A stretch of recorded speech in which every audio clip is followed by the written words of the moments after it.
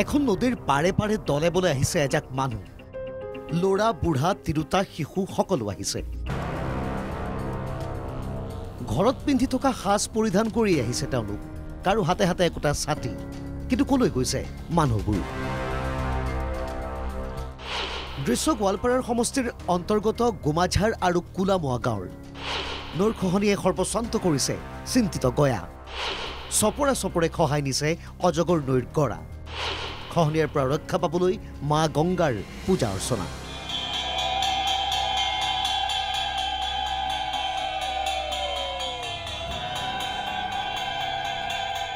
আজি আমি কুলামুৱা গুমাইঝাৰ আমি মানে এইবিলাক কোচ ৰাজবংশীয় জনগোষ্ঠীৰ মানুহ আমি আজি ইমান এই নদীটোৰ পৰা আমি ইমান জমৰ যাতনা ভুগি আছো মানে এই বাৰিষাৰ যি নদীয়ে কালৰূপ মানে ধাৰণ কৰে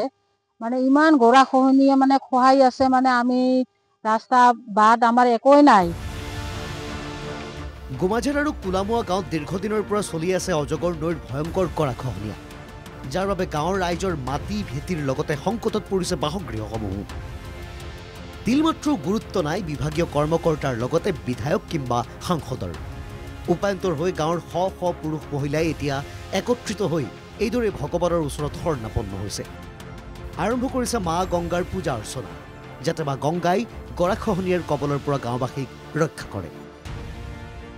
দুইপাৰৰ যিখিনি গাঁও আছে তেওঁলোকে মানে ঘৰ দুৱাৰ সব নষ্ট হৈ গৈছে নদী গৰাখহনীয়াৰ কাৰণে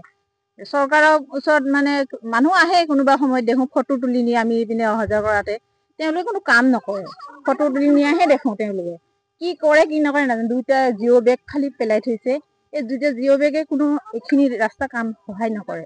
সেইকাৰণে ভাবোঁ আমি এই পূজা কৰি যদি মা সহায় কৰে আমাক মা গংগাই সহায় কৰে সেইকাৰণে আমি আজি পূজাটো কৰিব লগা হৈছে